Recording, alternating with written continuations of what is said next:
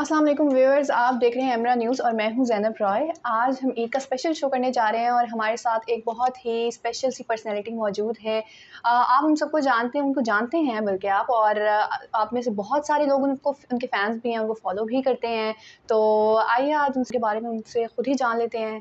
अस्सलाम वालेकुम मिस, वालेकुम अस्सलाम। कैसी हैं आप? मैं ठीक हूँ, आप कैसी हैं? जी अल्हम्दुलिल्लाह। अच्छा, आपसे पूछना चाहेंगे कि ईद के बारे में, आप कैसे ईद की शुरुआत करती हैं? और हमारे फ़ैन्स आपके बारे में जानना चाहेंगे इस बारे में कि आप घर में मनाती हैं ईद या फिर बाहर अपने फ्रेंड्स वगैरह के साथ? बताएँ आप इस बारे में कुछ? मैं ईद तो डेफ़िनेटली सबकी ही तैयार होने के बाद नमाज़ से होती है और अम्मी-अब्बू के साथ मनाती हूँ। यहाँ पे मैं लाहौर में रहती हूँ, अम्मी-अब्बू गुजरांवाला में रहते हैं। So I will travel there Eid के दिन और फिर मेरी फ़ायज़ा आपी हैं, डॉक्टर फ़ायज़ा, उनके घर जाती हूँ एंड इट्स लाइक और फिर बहुत सारे बच्चे और बहनें जो हैं जो मुस्तहिक हैं, वो मेरे से मिलने के लिए आते हैं। उनको ईदी देती हूँ। कुकिंग मैं नहीं करती हूँ एज़ सच बिकॉज़ मुझे पता नहीं क्या मसला है कि अक्सर मैं कुकिंग नहीं करती हूँ। अभी भी आप यकीन करें कि थोड़ी देर में अभी कहीं न कहीं से कुछ ना कुछ आ जाएगा और मैं बड़ा अपने मेरी वो जो शेफ़ है वो बड़ा हँसती है। कहती मैम आप मुझे मुफ़्त की तनख़्वाह देती हैं। क्योंकि वो मुझे अच्छा भी बड़ा लगता है ना कि कभी नेबर से खाना आ जाता है, कभी रिश्तेदार से आ जी। जाता है, फ्रेंड से आ जाता है। तो लोग मुझे काफ़ी खिलाते-पिलाते हैं अल्हम्दुलिल्लाह। अच्छा, राबी, क्योंकि इस बार तो कोरोना की वजह से ज़्यादा लोग घर पे ईद करेंगे, तो आप बताएँ कि इस हवाले से आप क्या कहेंगी? क्योंकि पहले तो आप चलें, आपने भी बताया कि आप पहले ईद कैसे बनाया करती थीं। इस बार आप क्या अपने बारे में आपने सोचा है? ईद पे डेफ़िनेटली लोगों से मिलना-जुलना अच्छी बात है और मैं सबको यही बात कहूँगी कि देखें रमज़ान के अंदर हमारी मूवमेंट जो है वो थोड़ी-सी रिस्ट्रिक्ट हो जाती है।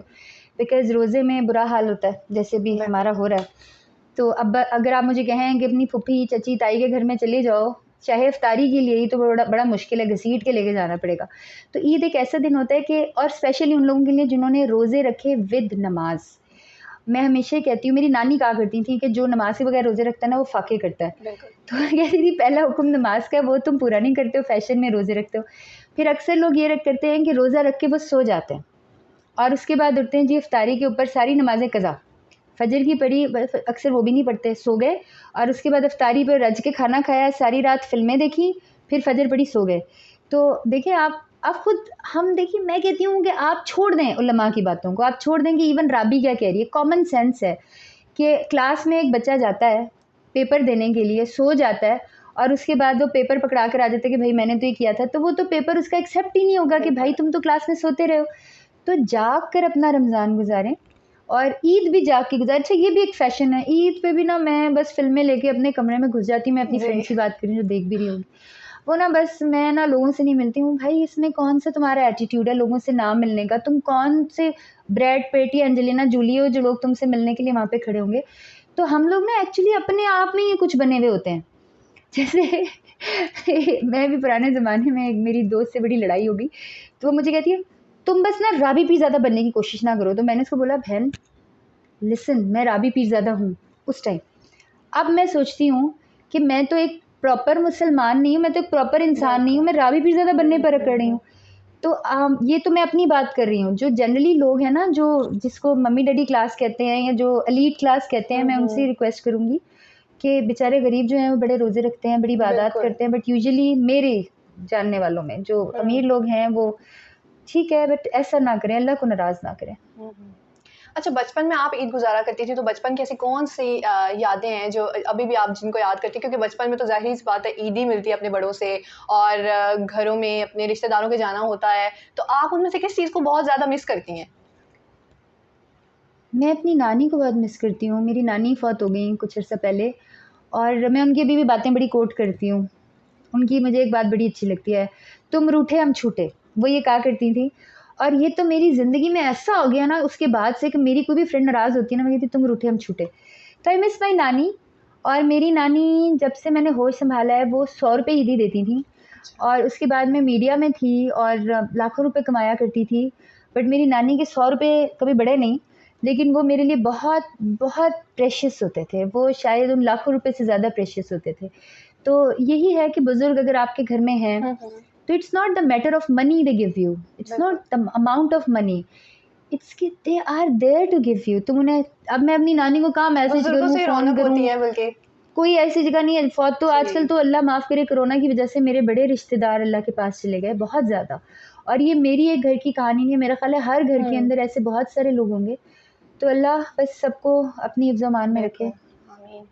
अच्छा आप बताएँ कि शोबिज़ से रूहानियत का सफ़र, क्योंकि आपके बल्कि इस बारे में फ़ैन्स आपके जानना चाहते हैं कि कैसे, क्योंकि देखिए हमारी कोई आइडियल पर्सनैलिटी होती है, तो हमारे फ़ैन्स जो होते हैं उनको फ़ॉलो करते हैं बहुत ज़्यादा।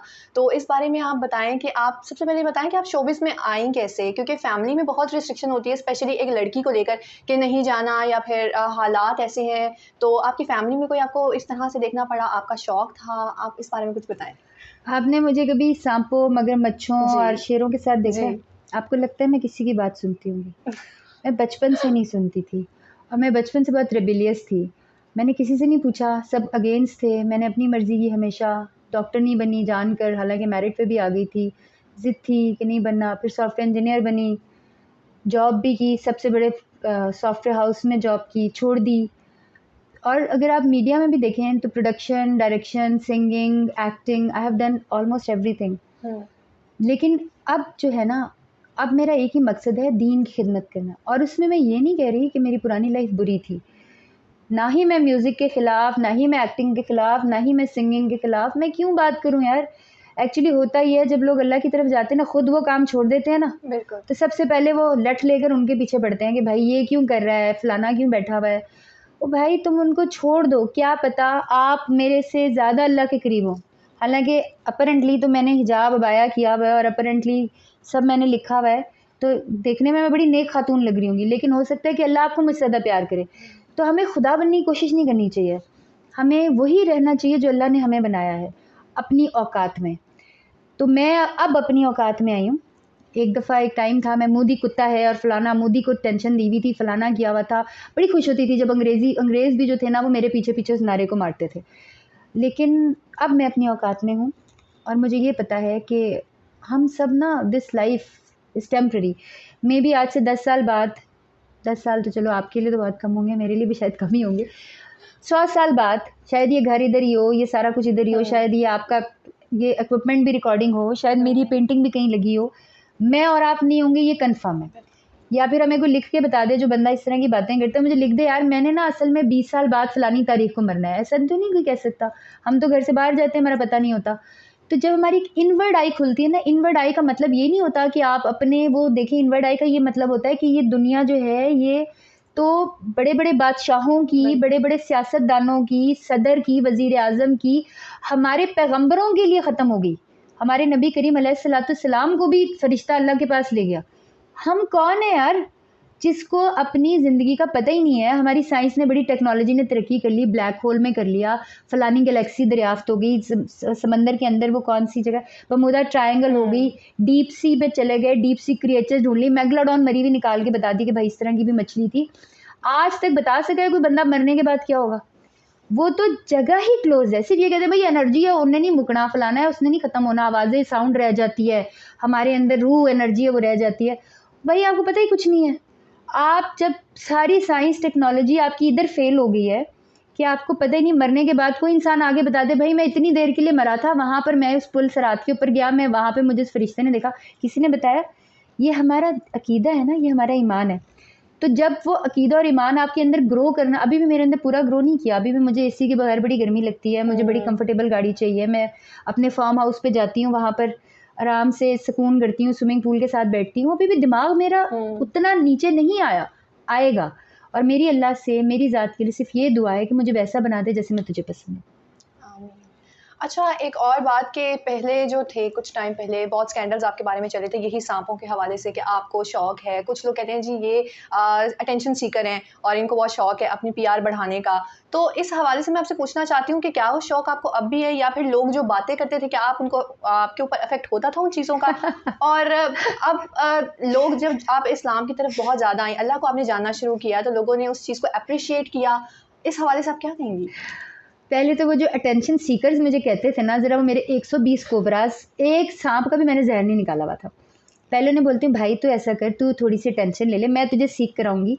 72 लाख लोग जो है 7.2 मिलियन मेरा पेजेस देखते हैं मेरे फेसबुक। अगर आप करें तो 80 लाख लोग जो है ना 80 lakh people daily visit my profiles and my social media, जो हमारे पास जो चीज़ें आती हैं। तो उसको बोलूँगी भाई मैं तुझे बहुत अटेंशन दूँगी, तो मेरा सिर्फ ये 120 में से ना एक कोबरा पकड़ ले सांप के साथ, तो मैं तुम्हें बहुत, it is not about attention, this is about कि no animals attack me, it has never attack me since my childhood.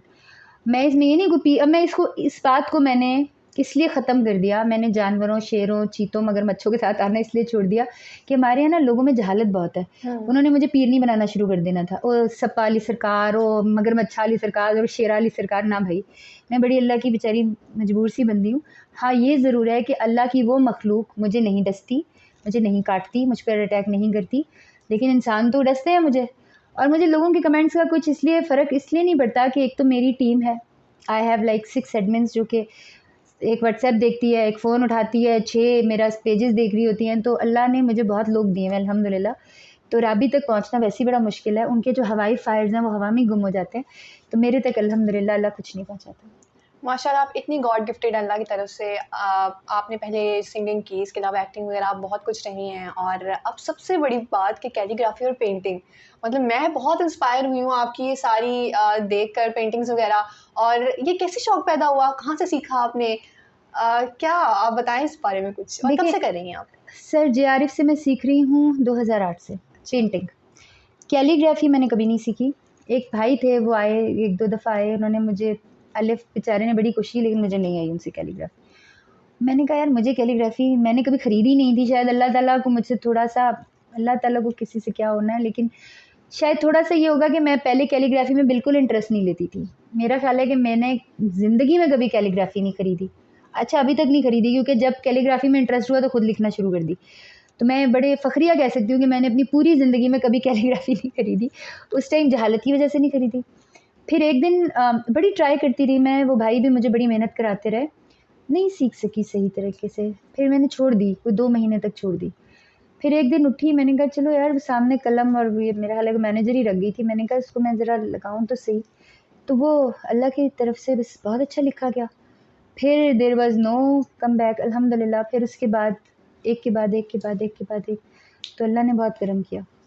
और एक जो फाउंडेशन है आप जिनके बारे में अभी जिनको चला रही हैं, उस हवाले से आप बताएं कि वो आपने कब स्टार्ट किया था और आज वो कहाँ पे है, कहाँ तक पहुँची आप? राबी पीज़ादा फाउंडेशन बेसिकली मैं चैरिटी लोगों से नहीं लेना चाहती, मैं खुद से करना चाहती हूँ, ना मैंने कभी लोगों से मांगी।